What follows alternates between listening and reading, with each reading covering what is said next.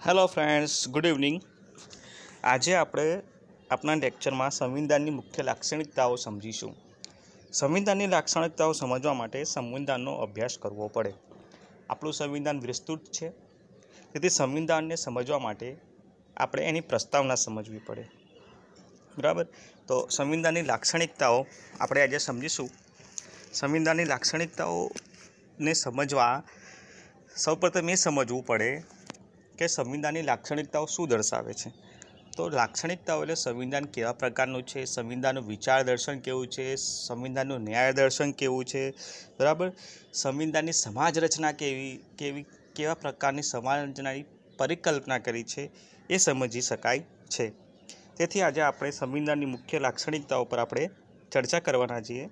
એ પહેલાં as you know કે સ્થિતિ સમગ્ર દેશમાં ખૂબ જ આઉટ ઓફ કંટ્રોલ છે, એટલે આપ સૌને વિનંતી કે આપ સૌ કામ વિના બહાર જવાનું ટાળશો અને ઘરે રહેશો તથા સુરક્ષિત રહેશો. Let's start now our lecture. તો આપણા લેક્ચરની શરૂઆત કરીશું. તો સૌ પ્રથમ સંવિધાનની સૌથી પહેલી લાક્ષણિકતા છે, બરાબર. સૌ પ્રથમ સંવિધાન જે પહેલી લાક્ષણિકતા છે એ આપણે જોઈશું. 1 minute, some technical issue. Let me discard it. Okay. 1 minute.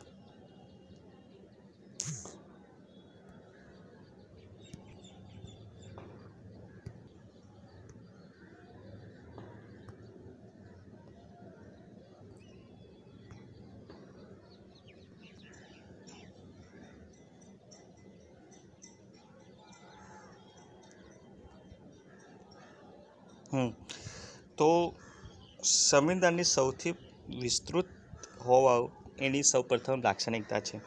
મેં તમને પહેલાં ઉલ્લેખ કર્યો કે સંવિધાનના 2 પ્રકાર હોય છે. સંવિધાન લિખિત પણ હોઈ શકે છે અને અલિખિત પણ હોઈ શકે છે.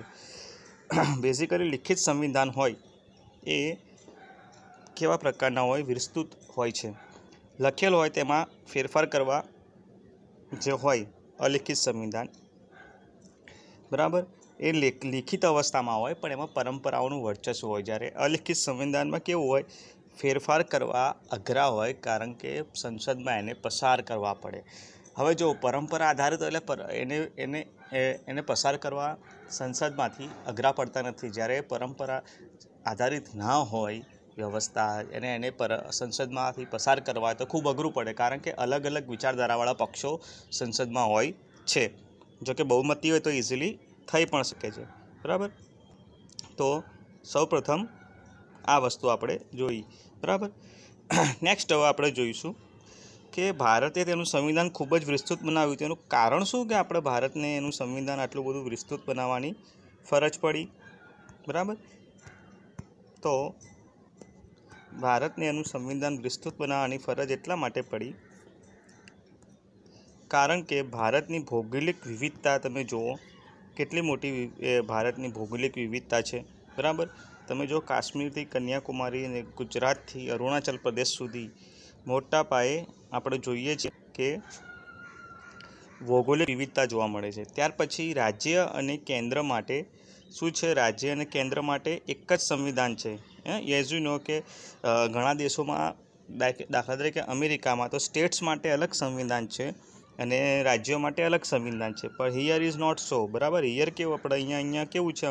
ભારતમાં રાજ્ય અને સ્ટેટ માટે એક જ સંવિધાન છે. હવે જ્યારે આટલું મોટું સ્ટેટ હોય અને આટલા મોટા રાજ્યો, આટલા બધા રાજ્યો અને આટલો મોટો દેશ હોય તો એની વિવિધતા, એની કલ્ચરને આધારિત સંવિધાન રચવું પડે. જુઓ કે આપણે ઉત્તર ભારતની આખી પ્રકૃતિ અલગ છે, દક્ષિણ ભારતની પ્રકૃતિ અલગ છે. તો એને ધ્યાનમાં રાખીને સંવિધાન નિર્માણ કરવામાં આવ્યું, બરાબર. એમના જે મૂલ્યોને જાળવી રાખવા, એમની માંગણી લાગણીને ધ્યાનમાં રાખીને સંવિધાનની રચના કરવામાં આવી. સંવિધાન નિર્માત્રી સભામાં વકીલોનું પ્રભુત્વ હોવું આ એક મહત્ત્વનું કારણ કહી શકાય. તમે જો ડૉક્ટર આંબેડકર, સરદાર વલ્લભભાઈ પટેલ, જવાહરલાલ નહેરુ, બરાબર, જેવા વકીલો, જે પહેલાં વકીલો હતા. Doctor Ambedkar itself was a great lawyer, બરાબર. તો એ લોકોનું પ્રભાવ હોય, ધારો કે કોઈ પણ રચના કરતા હોય તો એમાં રચનાકારની મેન્ટાલિટીનો પ્રભાવ પડતો જ હોય. તો એવી રીતે સંવિધાનની રચનામાં વકીલોનું પ્રભુત્વ હતું, તેથી તેમ તમામ વ્યાખ્યા વિસ્તૃત છે. જો સંવિધાન મોટું કેમ છે, લાંબુ લિખિત કેમ છે? કારણ કે લોયર હોય, તમે જો લોયરને જાણતા હોય તો લોયર્સની ખાસિયત એ હોય કે તેઓ કંઈ પણ બાબત હોય એને એ રીતે લખતા હોય કે આગળ ચાલીને એનો કોઈ લિટિગેશન ના થાય, એનું કોઈ ટેકનિકલ ટર્મનો કોઈ કાયદાકીય પેચ ના બને, એટલા માટે એ વિસ્તૃત લખતા હોય છે. પછી ગવર્મેન્ટ ઓફ ઇન્ડિયા એક્ટનો પ્રભાવ, બરાબર, એવું કહેવાય છે કે ભારતના સંવિધાનનો મોટાભાગનું બાબતો જે જ્યાંથી લેવામાં આવી છે એ છે સંવિધાન પહેલાં બનેલું નાનું મિની સંવિધાન, જેને આઝાદી પહેલાંનું મિની કોન્સ્ટિટ્યુશન જેને કહે છે, ગવર્મેન્ટ ઓફ ઇન્ડિયા એક્ટનો પ્રભાવ જોવા મળે છે. હવે ગવર્મેન્ટ ઓફ ઇન્ડિયા એક્ટ પણ itself was a large document, એ ઘણો મોટો હતું. એના કારણે અહીંયા પણ આપણે જોઈ શકીએ છીએ કે ભારતના સંવિધાનમાં એનો પ્રભાવ જોવા મળે છે. ત્યાર પછી વિવિધ સ્ત્રોતો, બરાબર, સંવિધાનના વિવિધ સ્ત્રોતોનો સમાવેશ. હવે તમને ખબર છે કે ભારતના સંવિધાનમાં, બરાબર, આપણે વિવિધ દેશોના સ્ત્રોતોનું એડપ્શન કર્યું છે, બરાબર, એડપ્શન ના કે મોડિફિકેશન કરીને આપણે અપનાવ્યું છે. ભારતનું સંવિધાન કોપી પેસ્ટ છે એવી ઘણા લોકો વાતો કરતા હોય છે, પણ એવું નથી. વિવિધ સ્ત્રોતોમાં આપણેથી બેસ્ટ, આપણે આની ચર્ચા કરીશું, ભારતનું સંવિધાન કોપી પેસ્ટ કહી શકાય કે કેમને, સેપરેટ લેક્ચરમાં. પણ અહીંયા આપણે એટલું કહી દઈએ કે કોઈ બાબતમાં કોઈનું સારી બાબતો અનુસરણ કરવું કોપી પેસ્ટ ના કહેવાય. ઓકે, એની ચર્ચા નેક્સ્ટ લેક્ચરમાં આપણે જોઈ લઈશું કે ભારતનું સંવિધાન ખરેખર કોપી પેસ્ટ છે કે નહીં, કહી શકાય કે નહીં, બરાબર. એ ચર્ચાનો અને વિવાદનો વિષય બની રહ્યો છે. પણ અહીંયા એ બાબત છે કે સંવિધાનના વિવિધ સ્ત્રોતોનો સમાવેશ એમાં કરવામાં આવ્યો છે. વિવિધ દેશોના સંવિધાનનું આપણે આકલન કર્યું છે, એનો અભ્યાસ કર્યો છે અને પછી એમાંથી સારું લીધું છે. ડૉક્ટર આંબેડકરે સંવિધાન સભામાં જ કહ્યું હતું કે રેન્ડશેકિંગ ઓફ કોન્સ્ટિટ્યુશન્સ, બરાબર, એટલે કે વિવિધ દેશોના સંવિધાનનો અહીંયા રેન્ડશેક એટલે સમાવેશ કરવો, તોડફોડ કરવી, એટલે મીન્સ કે વિવિધ દેશોના, એ તોડફોડ કરવીનો મિનિંગ્સ પોઝિટિવ સેન્સમાં એ કે વિવિધ દેશોના બંધારણનો ખૂબ જ ઊંડાઈપૂર્વક અભ્યાસ કર્યા પછી એમાંથી એમની બેસ્ટ પોઝિટિવ બાબતો આપણા દેશને અનુકૂળ આવે એ રીતે આપણે લઈ લીધી છે. એક એક્ઝામ્પલ આપી શકું કે જો આપણે બ્રિટનના સંવિધાનમાંથી ઘણી બધી બાબતો એડપ્ટ કરી, કારણ કે લાંબા વર્ષ સુધી એમનું શાસન હતું આપણા ઉપર, છતાં આપણે આપણો હેડ આપણે કેવો રાખ્યો છે, વંશ પરંપરાગત નથી રાખ્યા. આપણે રાષ્ટ્રપતિ હોય કે વડાપ્રધાન હોય, વંશ પરંપરાગત નથી. આપણે એમનું ઇલેક્શન કરીએ છીએ કાયદા, આપણે સંવૈધાનિક રીતે, પછી જ એને પસંદ કરવામાં આવે છે. તો ડૉક્ટર આંબેડકરે કહ્યું હતું રેન્ડશેકિંગ ઓફ કોન્સ્ટિટ્યુશન્સ, સંવિધાન કોપી પેસ્ટ કહી શકાય નહીં, બરાબર. તે પછી આપણે આગળ જઈશું. નેક્સ્ટ જે એની છે, આ એક અગત્યની ખાસિયત છે કે સંવિધાન બનાવ્યું તો સંવિધાનને કેવું પ્રકારનું બનાવવું, એને એટલું બધું હાર્ડ રાખવું કે એમાં ફેરફાર કરી ના શકાય, કે પછી એને એટલું લચીલું રાખવું કે આમાં કોઈ પણ ફેરફાર કરી શકે. જો સંવિધાન તો સંવિધાનનું જે બંધારણ છે, આપણું જે બંધારણની જે ફ્લેક્સિબિલિટી કેવી રાખવી એ અગત્યનો અને ચર્ચાનો પ્રશ્ન છે. કેમ કે ભવિષ્યમાં કોઈ પણ સરકાર જો આવી જાય અને જો ફ્લેક્સિબિલિટી એટલી સરળ કે કોઈ પણ સંવિધાન સંશોધન કરી નાખી અને તમારા મૂળભૂત અધિકારો, બંધારણીય અધિકારો છીનવી લે તો શું કાંઈ, અથવા તો એટલું કઠણ બનાવી દેવામાં આવે, એટલું કઠણ, અહીંયા કઠિનનો સંદર્ભ છે સંવિધાનમાં પરિવર્તન લાવવાની પ્રક્રિયા કેવી છે, બરાબર. જો એને ખૂબ જ હાર્ડ રાખવામાં આવે, ખૂબ જ ટફ રાખવામાં આવે, તો અત્યારે આપણે જે સંવિધાન સંશોધન ફટાફટ કર્યા છે 2014 પછીના, તમે કોઈ પણ સંવિધાન સંશોધનો જોઈ લો, કેટલા બધા સંશોધન થયા છે. ધારો કે EWSને આપણે રિઝર્વેશન આપીએ છીએ, પછી જમ્મુ કાશ્મીર પુનર્ગઠન બિલ, પછી ગર્ભપાતનો હમણાં એક નવું બિલ આવ્યું, મોટર વ્હીકલ બિલ આવ્યું. તો જો બંધારણ એટલું જ ટફ હોત તો એમાં આટલી સરળતાથી આપણે પરિવર્તન ના કરી શક્યા હોત, બરાબર. એટલે આપણું સંવિધાન કેવું છે, મિશ્રણ છે. આપણા સંવિધાન નિર્માતા એવું વિચાર્યું કે આપણો દેશ બહુઆયામી દેશ છે. બહુઆયામી દેશ એટલે વિવિધતા ધરાવતો દેશ છે, બરાબર. એટલે ભારત દેશને નવા આગળ જતાં નવી નવી ચેલેન્જીસનો સામનો કરવો પડશે, નવા પડકારોનો સામનો કરવો પડશે અને તેમાં પરિવર્તન કરવાની જરૂરિયાત જણાશે. સંવિધાનમાં પરિવર્તન કરવાની જરૂરિયાત જણાશે. એને ધ્યાનમાં રાખીને બંધારણ નિર્માતાઓએ એને સરળ પણ રાખ્યું છે અને અઘરું પણ રાખ્યું છે. સરળ તો ઘણા ફેરફારો છે, બહુ સિમ્પલ મેજોરિટીથી આપણે આસાનીથી એને પસાર કરી શકીએ છીએ. ઘણા જે ફેરફારો છે સ્પેશિયલ મેજોરિટી જોઈએ, એટલે કે તમારે સંસદમાં એને પસાર કરવા 2/3 બહુમતી તો જોઈએ જ, પણ રાજ્યો પાસેથી પણ એને પસાર કરાવવું પડે છે, સ્ટેટ્સમાંથી એની રેટિફિકેશન કરાવવી પડે છે. તો એટલું સરળ નથી બંધારણમાં ફેરફાર કરવું. એટલે તો કહેવાય છે કે બહુમતી ભારતના બંધારણમાં આસાનીથી ફેરફાર કરવા માટે જે તે પક્ષોએ બહુમતી મેળવવી જરૂરી છે. બહુમતીના જોરે એ કંઈક અંશે એમાં ફેરફાર પોતાનો મનપસંદ અથવા પોતાને વિચારધારા પ્રમાણેનો ફેરફાર લાવી શકે છે. મોડરેટ કોન્સ્ટિટ્યુશન, બરાબર, એટલે આપણું કેવું છે, મોડરેટ, આપણા સંવિધાનને વિશ્વમાં મોડરેટ કોન્સ્ટિટ્યુશન તરીકે સ્વીકારવામાં આવ્યું છે. એટલે જળ પણ છે અમુક બાબતોમાં. ધારો કે તમે સંવિધાનના મૌલિક અધિકારોની વાત લઈ લો અને પરિવર્તનશીલ પણ છે, બરાબર, અને એ ઘણી બાબતમાં એ આસાનીથી પરિવર્તનશીલ છે. તો એક મહત્ત્વનો આપણો સંવિધાનનો ગુણ છે.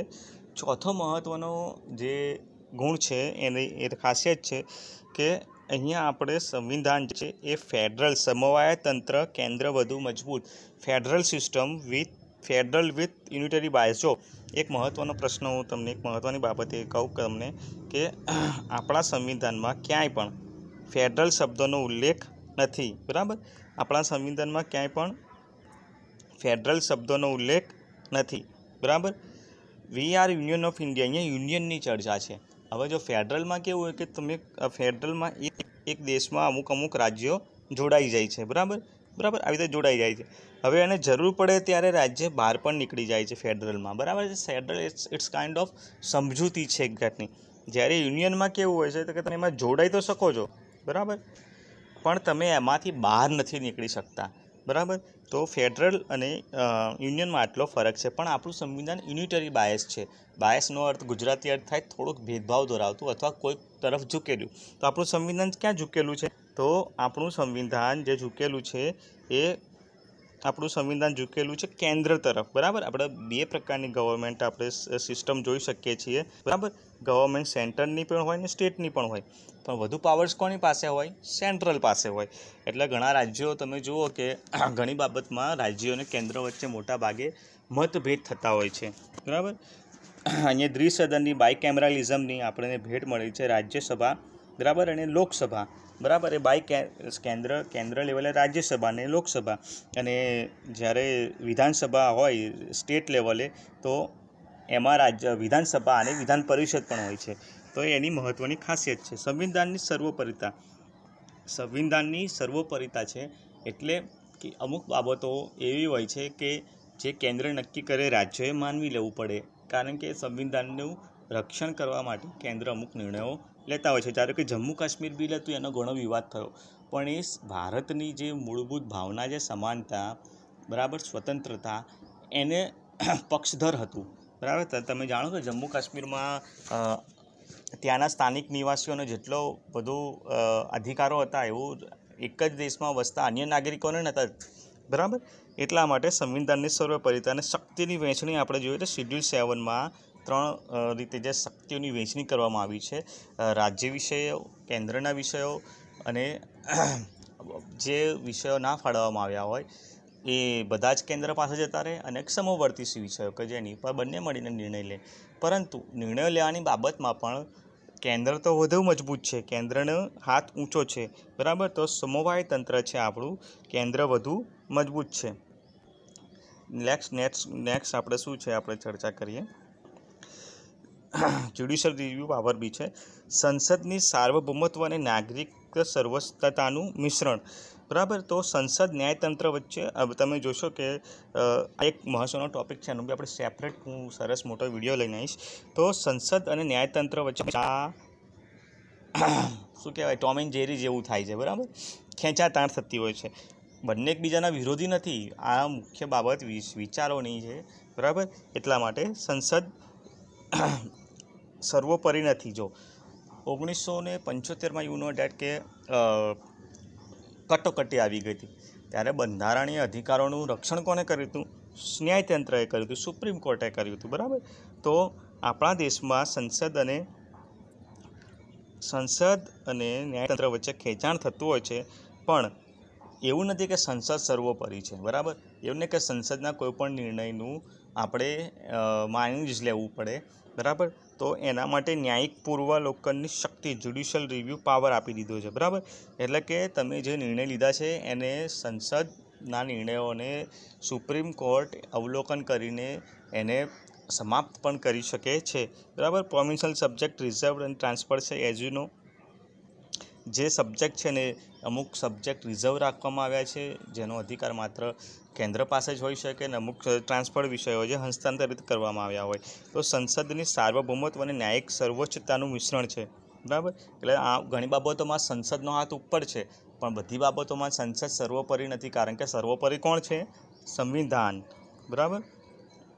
એકીકૃત અને સ્વતંત્ર ન્યાયતંત્ર, મેં તમને કહ્યું કે ન્યાયતંત્ર ભારતીય સંવિધાનનું સંરક્ષણ છે, બરાબર. Guardian of the Indian constitution, બરાબર. તો એ બાબતો એકીકૃત અને સ્વતંત્ર ન્યાયતંત્ર એક સર્વોચ્ચ અદાલત આપણે આપી છે. તમને ખબર છે આ પહેલાં પણ એક અદાલત હતી 1773માં, જે રેગ્યુલેટિંગ એક્ટ આવે એના અન્વયે સ્થાપવામાં આવી હતી, પણ એ લિમિટેડ હતી, એના પાવર્સ લિમિટેડ હતા. જ્યારે આઝાદી પછીની જે ન્યાયતંત્ર આપણે સ્વીકાર્યું છે એ એકીકૃત છે, એટલે કે આપણે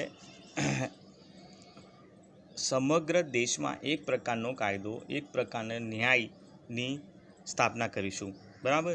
તમામ દેશમાં એક સરખા કાયદા, બરાબર. From lower court supreme court. એવું નથી કે સુપ્રીમ કોર્ટના અલગ કાયદા હોય અને હાઈકોર્ટના અલગ કાયદા હોય, બરાબર. તો ફોર એક્ઝામ્પલ આપણે મર્ડરની વાત કરીએ, તમે કોઈનું મર્ડર કર્યું તો તમને હાઈકોર્ટ પણ એ સજા આપી શકે છે અને સુપ્રીમ કોર્ટ પણ એ સજા આપશે, બરાબર, એકોર્ડિંગ ટુ કન્ડિશન, બરાબર. તો એકીકૃત અને સ્વતંત્ર ન્યાયતંત્ર ભારતીય સંવિધાનની એક ખૂબ જ મહત્ત્વની કહી શકાય કે ખાસિયત છે.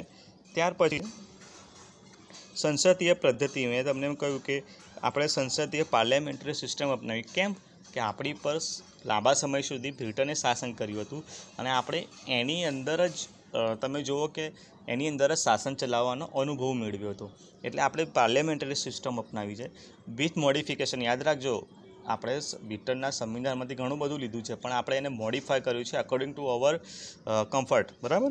તો સંસદની સર્વોપરિતા, મેં તમને કહ્યું એમ સંવિધાન પણ સર્વોપરી, બરાબર. બહુમત દ્વારા સરકારની રચના થાય છે, બરાબર. એવું નથી કે ચલો કોઈ બીને આલ્યા મલ્યામ પકડીને આપણે બનાવી દીધો, બરાબર. રાષ્ટ્રપતિ નામ માત્રના વડા, PM ખરા અર્થમાં વડા, CM ગવર્નર સ્ટેટ લેવલે આપણે મૂક્યા છે, કેન્દ્ર લેવલે રાષ્ટ્રપતિ PM છે. લોકસભાનું વિસર્જન થઈ શકે છે. રાજ્યસભા કાયમી છે. કાયમી રાખવાનો મતલબ એટલો જ કે જો લોકસભાનું વિસર્જન થાય તો અગત્યના કાયદાને આપણે પસાર કરવા માટે એક ગૃહ જોઈએ, એ કાયમી ગૃહ રાજ્યસભા છે, બરાબર. ઇંગ્લેન્ડના વેસ્ટમિનિસ્ટર મોડલનો પ્રભાવ, ઇંગ્લેન્ડના જે વેસ્ટમિનિસ્ટરનું જે સંવિધાનમાં વેસ્ટમિનિસ્ટર મોડલ અપનાવવામાં આવ્યું છે એનો પ્રભાવ આપણી પર જોવા મળે છે. જ્યુડિશિયલ રિવ્યૂ પાવર્સ, મેં તમને આગળ એમ કહ્યું તે રીતે. તો આ બધું શું છે? આ બધું છે સંસદીય પદ્ધતિ. તમને કોઈ એમ પૂછે પ્રશ્ન કે સંસદીય પદ્ધતિના લક્ષણો જણાવો, તો આ બધા લક્ષણો છે કે સંસદના પાવર્સ વધારે હોય છે, સંવિધાન સર્વોપરી હોય છે, બહુમત દ્વારા સરકારની રચના થાય છે, બરાબર. બાય ઇલેક્શન થાય છે, બરાબર. નિર્વાચિત કરવામાં આવે છે, મનોનીત કરવામાં આવતા નથી. રાષ્ટ્રપતિ નામ માત્રના વડા, બરાબર. કારણ કે રાષ્ટ્રપતિ જે પણ નિર્ણય લે છે એ મંત્રીમંડળની સલાહથી લે છે, મંત્રીમંડળની સલાહથી લે છે, એટલે નામ માત્રના વડા. PM ખરા અર્થમાં વડા છે. CM ગવર્નર, આપણે બાયકેમેરાલિઝમ જે કહ્યું સ્ટેટ લેવલ પર. લોકસભાનું વિસર્જન દર 5 વર્ષે, એક જ વખત. જ્યારે કટોકટી હતી વખતે 6 વર્ષ હતું. રાજ્યસભા કાયમી છે. હવે એવું કહે છે કે 1 નેશન 1 ઇલેક્શન આવે છે, એ કે હવે બધા જ રાજ્યોમાં એક સાથે ઇલેક્શન કરવાનું, એનો બી આપણે સેપરેટ લેક્ચર જોઈશું કે એ કેટલું યોગ્ય છે અને એના ફાયદા ગેરફાયદા શું છે. ઇંગ્લેન્ડના વેસ્ટમિનિસ્ટર મોડલનો પ્રભાવ, જ્યુડિશિયલ રિવ્યૂ પાવર. તો I hope you got it. Fundamental rights જે આપણે આપવામાં આવે છે એ ભારતીય બંધારણની ખૂબસૂરતી છે, બરાબર. ફંડામેન્ટલ રાઇટ્સ, ગેરંટેડ રાઇટ્સ, એટલે તમે જન્મો એ સાથે જ તમને રાઇટ્સ મળી જાય છે. પાર્ટ 3માં એનો ઉલ્લેખ છે, રાઇટ ફ્રોમ બિગનિંગ, બરાબર. શરૂઆતમાં જ છે ને, તમે જન્મો એવા જ રીડ્સ ટુ પ્રોટેક્ટ ઇટ અનુચ્છેદ 32 ને ભારતીય સંવિધાનનો શું કહ્યું છે ડૉક્ટર આંબેડકરે? આત્મા કહ્યું છે, બરાબર. જ્યારે આપણે બીજા એક સભ્ય હતા, એમણે ભારતીય સંવિધાનને ભાર્ગવદાસ ઠાકુર નામના જે વ્યક્તિ હતા, સંવિધાન સભાના સભ્ય હતા, એમણે પ્રસ્તાવનાને ભારતીય સંવિધાનની આત્મા કહી છે. તો ખરેખર ભારતીય સંવિધાનની આત્મા શું છે, એક ડિબેટનો વિષય છે. એની પર બી આપણે એક સેપરેટ લેક્ચર લઈને 100% આવીશું. મે બી આપણે કાલે જ એને અપલોડ કરવાનો પ્રયત્ન કરીશું. તો અનુચ્છેદ 32 આર્ટિકલ 32, બરાબર, એ તમારા અધિકારોનું રક્ષણ કરે છે. કેવી રીતે? જ્યારે પણ કોઈ પણ સ્ટેટ ઇન કેસ એન્ડ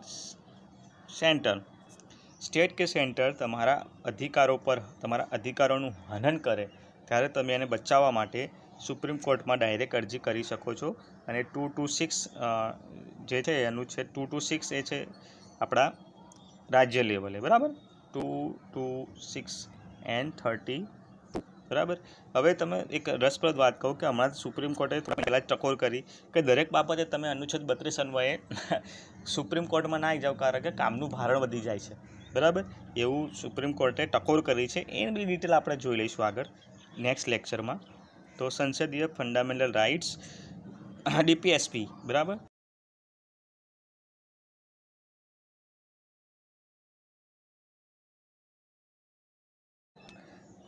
અહીંયા આપણે હતા રાજ્યના માર્ગદર્શક સિદ્ધાંતો, રાજ્ય નીતિના માર્ગદર્શક સિદ્ધાંતો. DPSP એટલે તમે એમ સમજો કે તમે રાજ્ય ચલાવો છો, તો તમારે કઈ બાબતોનું ધ્યાનમાં રાખીને રાજ્ય ચલાવવાનું છે અને કઈ બાબતોને તમારે ધ્યાનમાં રાખીને નિયમો ઘડવાના છે. DPSP is a novel idea, બરાબર. ડૉક્ટર આંબેડકર સંવિધાને અન્ય સંવિધાનોએ આપેલી એક ખૂબ જ મહત્ત્વની ભેટ છે, નોવેલ આઈડિયા છે, બરાબર. DPSP, બરાબર, ડિરેક્શન ફોર ફ્યુચર ગવર્મેન્ટ, બરાબર. અંદર એવું જો સંવિધાન નિર્માતાઓની ખૂબસૂરતી તમે જુઓ, એમાં એવો ઉલ્લેખ કર્યો છે કે અમે જે DPSPમાં જે બી બાબતોનો ઉલ્લેખ કરીએ છીએ, બરાબર, તો એને તમારે તાત્કાલિક લાગુ નથી કરવાના. તમે જ્યારે સક્ષમ બની જાઓ ત્યારે લાગુ કરજો. સક્ષમ એટલા માટે કે જ્યારે ભારત આઝાદ થયું હતું ત્યારે આર્થિક સામાજિક રીતે ખૂબ જ પછાત હતું. હવે અંદર એટલા બધા સિદ્ધાંતોનો ઉલ્લેખ છે કે જેને ખર્ચવા માટે, જેની પાછળ ખર્ચ કરવા માટે ઓબ્વિયસલી ઇન્ડિયા પાસે એટલા પૈસા નહોતા. એટલે કહ્યું કે તમે રાજ્યો જ્યારે સક્ષમતા પ્રાપ્ત કરી લો અને તમે જ્યારે કાયદા બનાવો ત્યારે તમે આ DPSPને અનુસરજો, પણ ત્યાં સુધી તમે આ મૂળભૂત અધિકારોને તો વળગી જ રહેજો. જો કેટલી ખૂબસૂરતી છે સંવિધાનની. જે મૂળભૂત અધિકારો છે એ માણસના માટે ખૂબ જ અગત્યના છે. એ કોઈપણ પરિસ્થિતિમાં સ્ટેટ ગરીબ હોય કે અમીર હોય તમને આપવા જ પડે, એટલા માટે એને મૂળભૂત અધિકારોમાં રાખ્યા છે. અને આને ક્યાં રાખ્યા છે? માર્ગદર્શક સિદ્ધાંતોમાં રાખ્યા છે, બરાબર. એટલે કે એ એવા છે કે એનાથી માણસની લાઈફમાં એટલો બધો ફરક ના પડે. મૂળભૂત અધિકારો ના હોય તો પશુવત જીવન થઈ જાય, પણ રાજ્યના નીતિ નિર્દેશક જે સિદ્ધાંતો છે જો એ કદાચ લેટ એપ્લાય કરવામાં આવે તો પણ એટલો બધો ફરક પડે નહીં. એટલે DPSPમાં આપણને કઈ બાબતો તમને જોવા મળશે? તો 3 પ્રકારના DPSP જોવા મળશે: સમાજવાદી વિચારધારાવાળા, ઉદારવાદી વિચારધારા અને ગાંધીવાદી વિચારધારા. દાખલા તરીકે અનુચ્છેદ 40 ગાંધીવાદી વિચારધારાને અનુકૂળ છે, બરાબર. મૂળભૂત અધિકારો DPSPમાં બેલેન્સ છે, બરાબર. ધેર ઇઝ અ બેલેન્સ કોણ કરે છે? સુપ્રીમ કોર્ટ, બરાબર.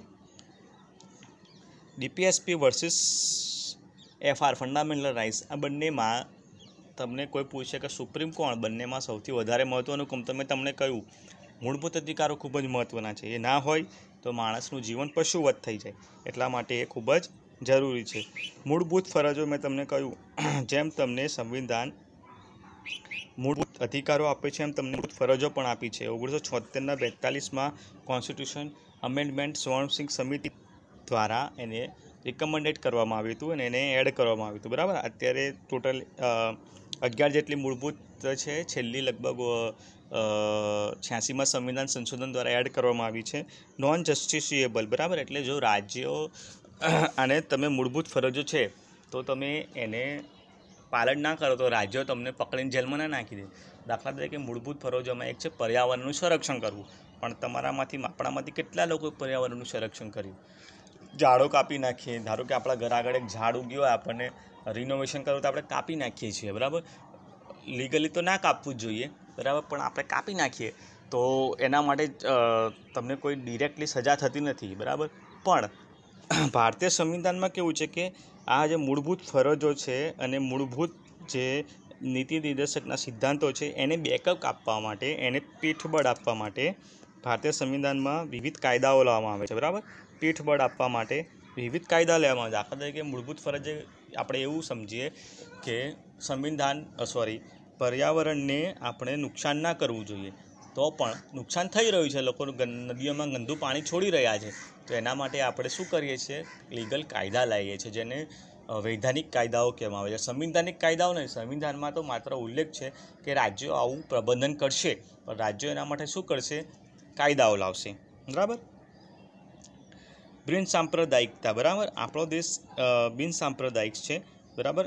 હવે જો અહીંયા થોડુંક આ બી ટેકનિકલ ટર્મ છે અને એને સમજવા માટે એક સેપરેટ લેક્ચર બી આપણે જરૂર પડશે.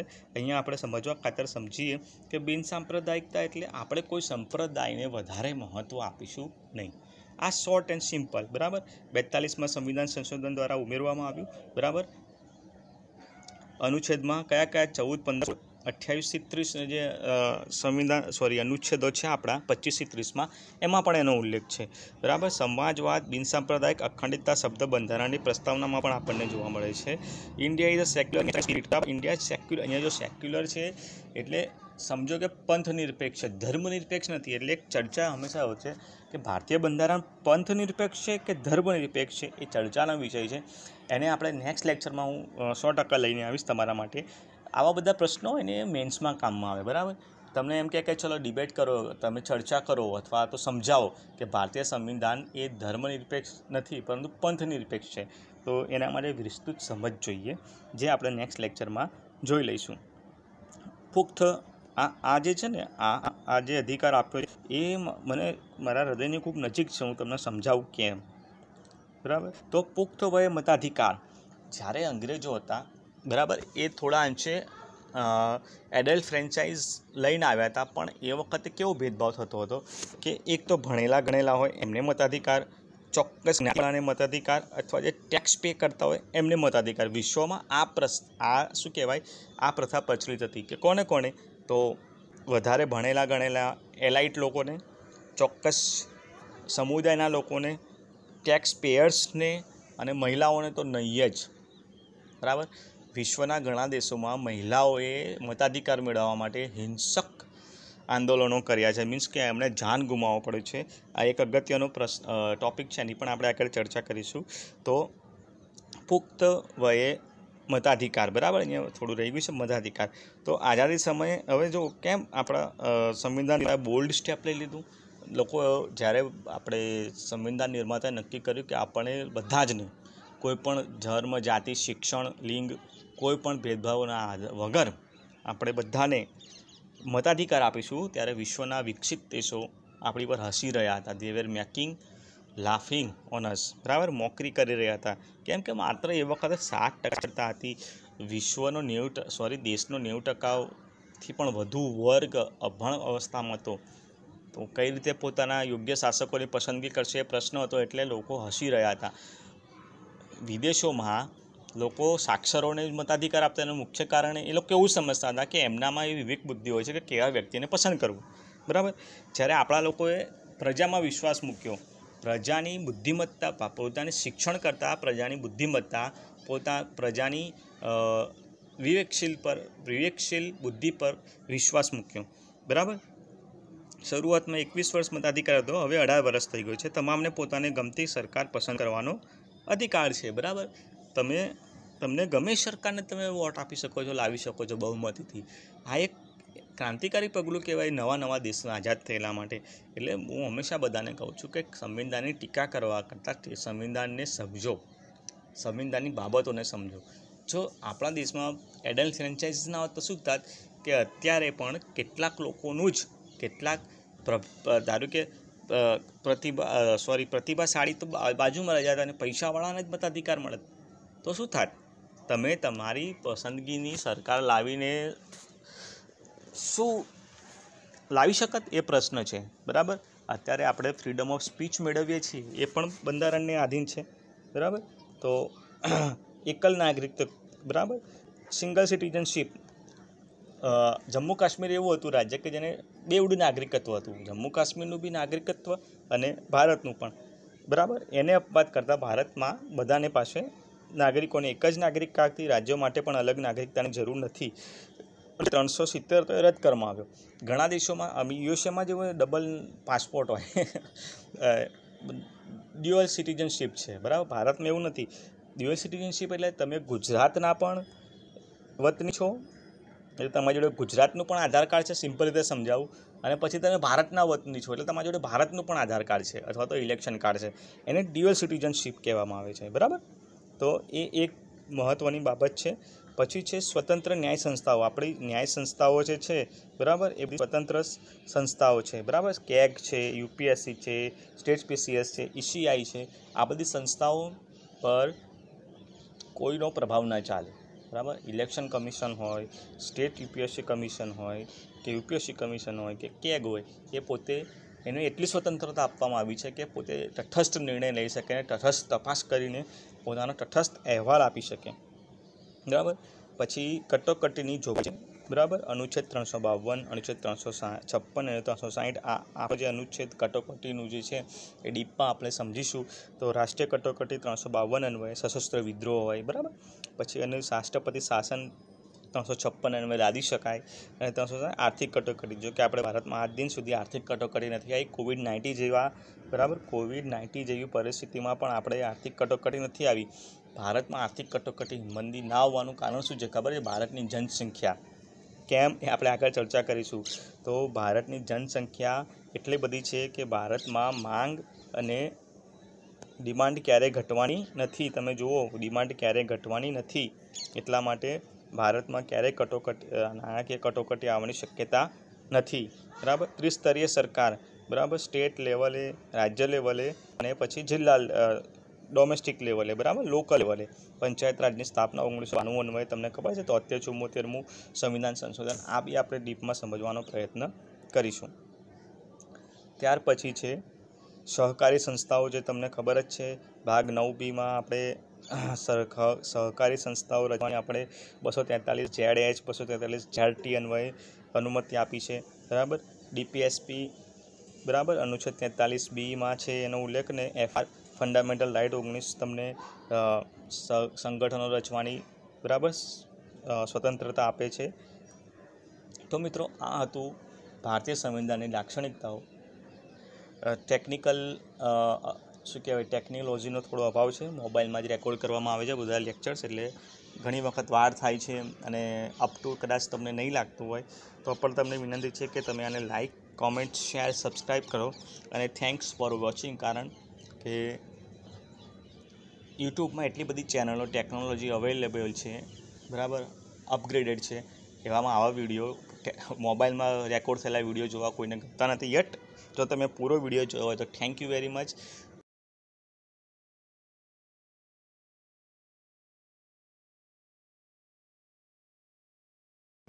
તમને વિડીયો જોયા પછી જે પણ ખામી દેખાતી હોય, ફ્રેન્કલી તમે આની અંદર એડ કરજો, બરાબર, કોમેન્ટ્સ બોક્સમાં. અને ચેનલને લાઇક, શેર અને સબસ્ક્રાઈબ કરજો, તથા તમારા મિત્રોને પણ આને શેર કરીને સબસ્ક્રાઈબ કરવા કહેજો, બરાબર. હું મારા બીજી શેડ્યુલમાંથી પણ તમારા માટે ટાઈમ કાઢું જ છું. તો તમારા આટલું તો તમે કરી શકો છો મિત્રો. Thanks for watching again. મળીશું નવા વિષય સાથે, અને વિષય હશે ભારતના સંવિધાનની ઐતિહાસિક બેકગ્રાઉન્ડ, બરાબર. ભારતના સંવિધાનનું ઐતિહાસિક બેકગ્રાઉન્ડ શું છે એના વિશે આપણે ચર્ચા કરીશું. ટિલ ધેન મળીશું. Take care. ઘરે રહો, સુરક્ષિત રહો.